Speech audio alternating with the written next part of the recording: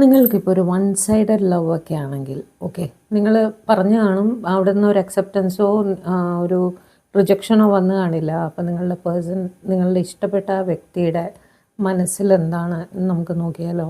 അവരുടെ feelings, one sided love, feelings of your crush എന്ന് പറയാം. ഏസ് ഓഫ് സ്വാർഡ്സ്, അവർക്കൊരു റിയാലിറ്റി ചെക്ക് കിട്ടേണ്ടിയിരിക്കുന്നു. അതായത് നിങ്ങളുടെ സ്നേഹം യഥാർത്ഥമാണ് എന്നവർ മനസ്സിലാക്കുന്ന സമയത്തെ ഇവർ നിങ്ങളുടെ ലവ് അക്സെപ്റ്റ് ചെയ്യൂ.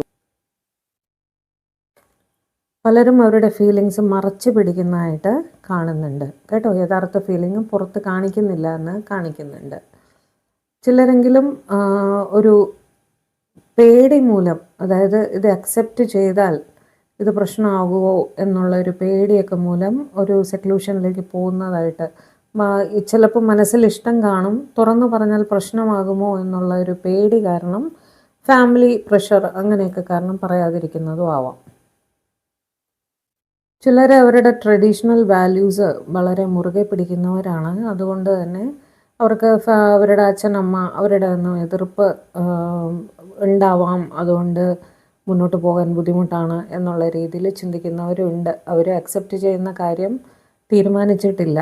കാരണം അവർക്ക് അവരുടെ പാരൻസ്, അവരുടെ traditional values, caste, culture, religion ഇതൊക്കെ വളരെ പ്രധാനമാണ്. അങ്ങനെയുള്ളവർ നിങ്ങളുടെ പ്രപ്പോസൽ അക്സെപ്റ്റ് ചെയ്യുന്നതിനെ പറ്റിയിട്ട് ഒരു ഫൈനൽ ഡിസിഷൻ എടുത്തിട്ടില്ല. ചിലർക്ക് ഒരു വിഷ് ഫുൾഫിൽമെൻറ്റ് വരുന്നുണ്ട്. ഇത് കേസ് ബൈ കേസ് എടുത്തോളണം കേട്ടോ.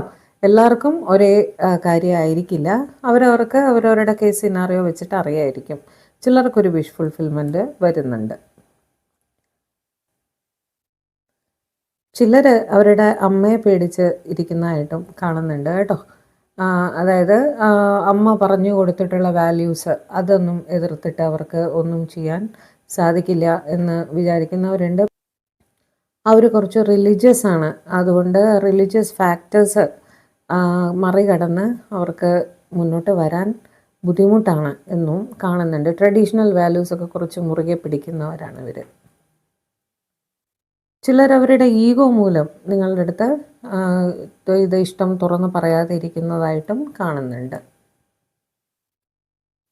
ചിലർ ഫാമിലി തന്നെയാണ് കൺസിഡർ ചെയ്യുന്നത്. അവർക്ക് ഫാമിലിയെ എതിർത്തിട്ട് അവരൊന്നും ചെയ്യാൻ ആഗ്രഹിക്കുന്നില്ല എന്നും കാണുന്നുണ്ട്.